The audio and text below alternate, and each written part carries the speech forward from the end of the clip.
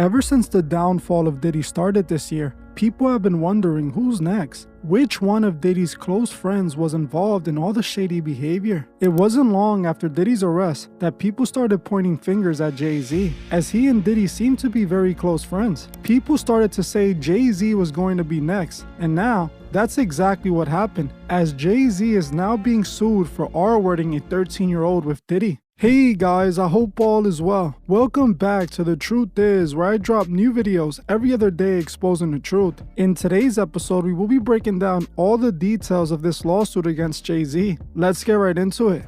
Since Diddy got arrested, one person who has been awfully quiet was no other than Jay-Z, the man who partied with Diddy for over 20 years. Now, as of yesterday, we know exactly why Jay-Z has been so quiet, because he might be guilty too. According to this new lawsuit that was just released Sunday, Jay-Z is just as guilty as Diddy. So much so that he allegedly participated in R-wording a 13-year-old alongside Diddy. Now, I can't say I was surprised by these allegations made against Jay-Z. Not at all. I have been calling out Jay-Z for over 3 years now. The first video I made about Jay-Z was literally 3 years ago. Last year, I made a video calling out all his strange behavior. I called out the fact that he's been with Beyonce since she was very young. According to Jay-Z, he got with Beyonce when she was of age. But what he admitted in an old interview might suggest that Jay-Z actually met Beyonce when she was only 16 or 17. Even though Beyonce claims she met Jay back in 1999 when she was 18 or 19. In this interview,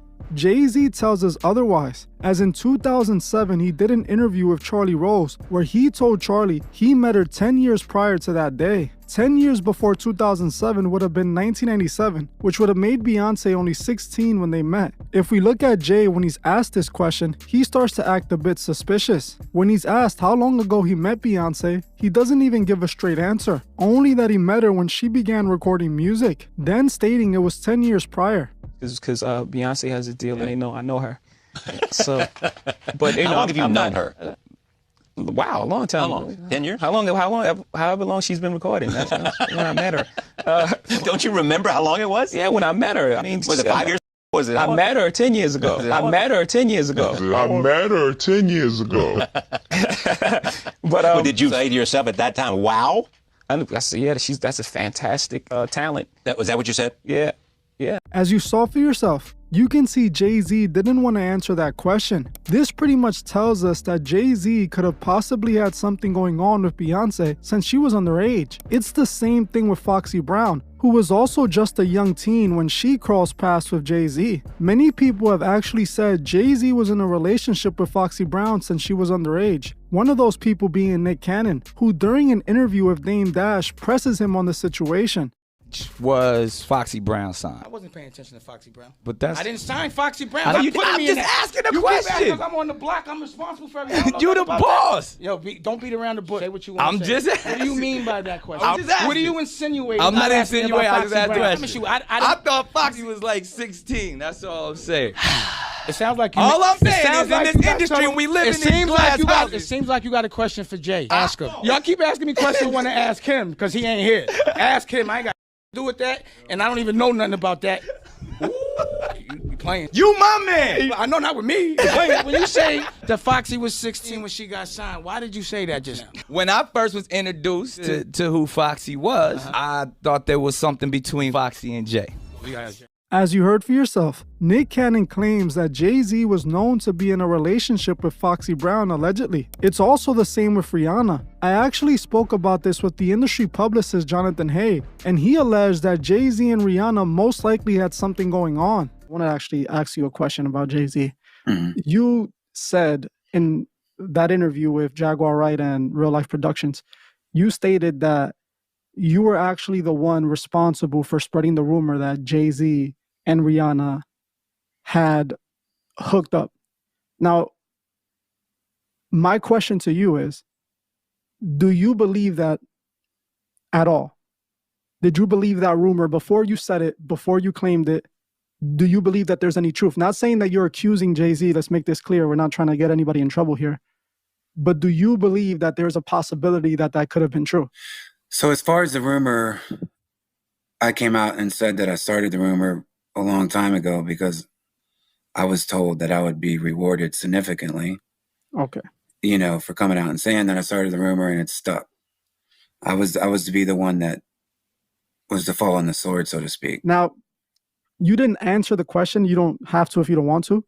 At any moment, did you personally feel that they could have had something going on? Jay-Z and Rihanna?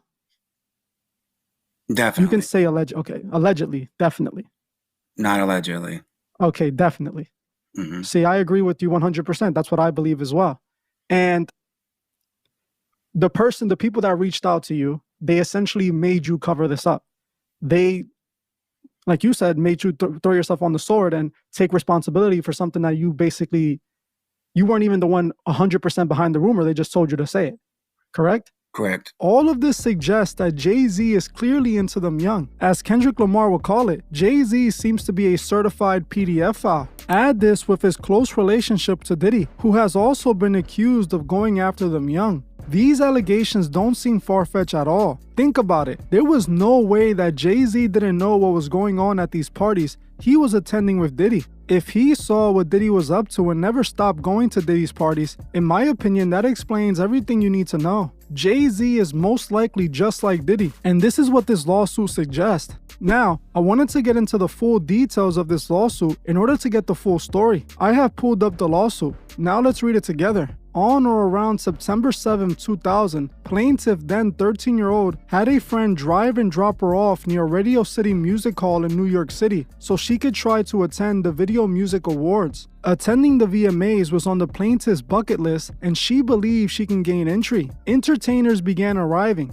Plaintiff was very excited. Plaintiff arrived at the venue and saw large crowds gathering. As the events began, much of the crowd moved inside, but plaintiff, without a ticket, remained outside with others and watched the VMAs on a jumbotron. Determined to get into the VMAs or an after party, she approached several limousine drivers parked nearby and attempted to talk her way into either. One of the limousine drivers she spoke to claimed to work for defendant Combs. The driver told her that Combs liked younger girls and said she fit what Diddy was looking for, and while not allowing her into the awards, the driver invited her to an after party. The driver stated that he had to drive Combs and others to this after party first, but instructed plaintiff to return to this location after the event and that he would pick her up and take her to the after party. Later that evening, plaintiff excitedly returned to the same location and waited for what seemed to her a long time. The driver eventually returned and drove her to what he described as the after party. After approximately 20 minutes, plaintiff arrived at what she believed to be a large white residence with a gated U-shaped driveway. Once inside, two men asked plaintiff to sign a document which plaintiff did not read, but which she now believes to have been a non-disclosure agreement. She was told that she could not discuss what happened at the party. She gave the men her name and signed the form but did not receive a copy. Inside the building, plaintiff recognized many celebrities as she entered what appeared to be a large living room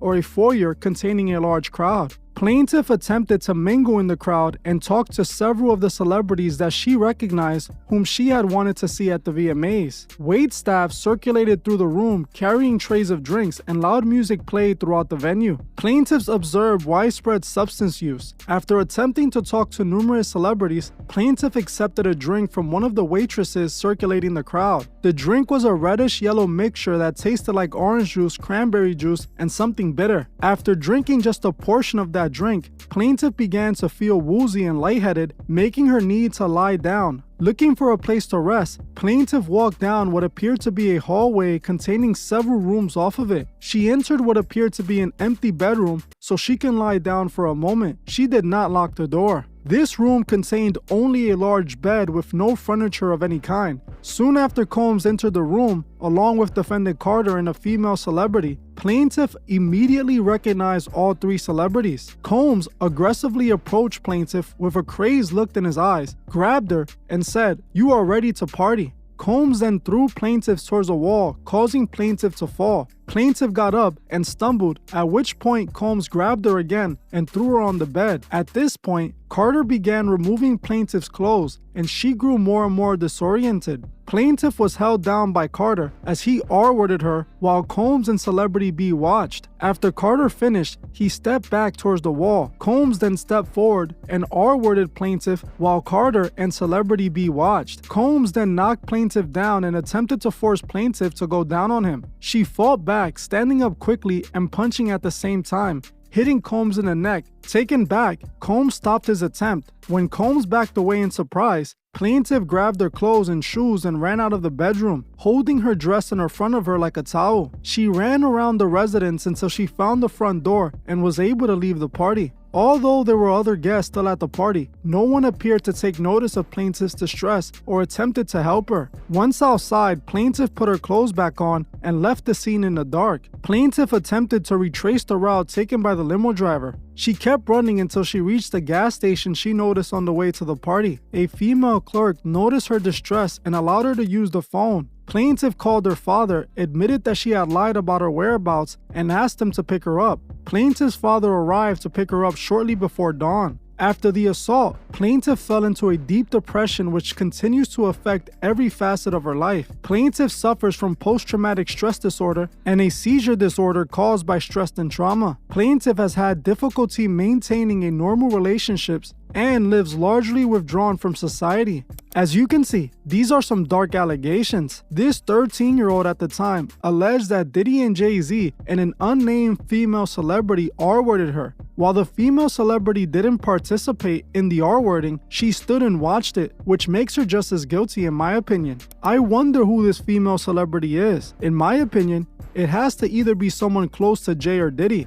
The people I can think of at the moment were Beyonce or J-Lo. But who knows? Hopefully, eventually her identity is revealed too. Now I know this lawsuit might seem far-fetched as the story sounds unbelievable, but you have to think about the year they were in. In the 2000s, young kids were behaving more mature than they do now. Just think about it. Drew Barrymore was literally 9 years old, partying in a club, drinking with older guys, all throughout her young life. This was normal back then for young people to be around adults, especially when you consider that Diddy allegedly liked them young. There's possibly so many situations just like this that happen all over the country. To me, these allegations are very believable, and I think they might be true. Now, since the lawsuit dropped, Jay-Z responded on social media denying all of the allegations. Jay-Z posted this statement: "My lawyer received a blackmail attempt called a demand letter from a lawyer named Tony Busby. What he had calculated was the nature of these allegations and the public scrutiny would make me want to settle. No, sir, it had the opposite effect. It made me want to expose you for the fraud you are in a very public fashion. So no,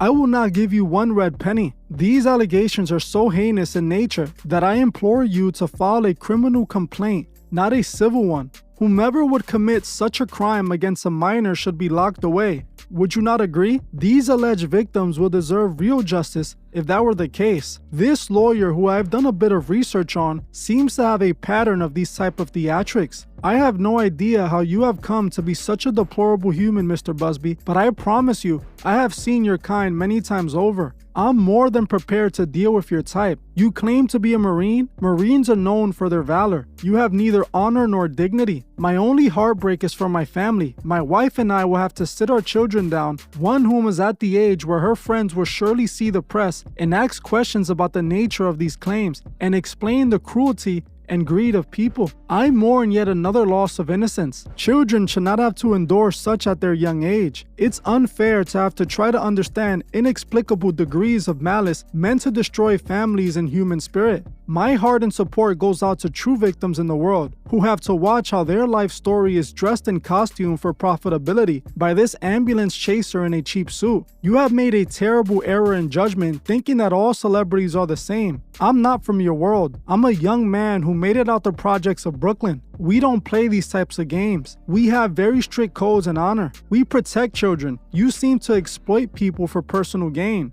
Only your network of conspiracy theorists fake physics will believe the idiotic claims you have levied against me that, if not for seriousness surrounding harm to kids, would be laughable. Look forward to showing you just how different I am. Jay-Z also filed to have this lawsuit dismissed. Now honestly, this response only makes him seem more guilty. He sounded just like Diddy when Diddy was first caught and denied all the allegations as well. Diddy said the same exact thing Jay-Z is saying, just in less words. What I can say though is that he's clearly threatening Tony Busby because he's mad his attempt at silencing him didn't work when he sued him. Jay-Z wants to pretend he wasn't hanging out with Diddy and that he did nothing wrong, but we're not stupid. Birds of a feather flock together. Calling this all a conspiracy theory is laughable when there is so much evidence that would suggest you're into them young. Now him bringing up the fact that he has to tell his daughter was laughable, talking about destroying her innocence. What about the 13-year-old girl's innocence you took when you and Diddy allegedly R-worded her? Jay-Z is a bully with money and he is going to try to bully his way out of this one.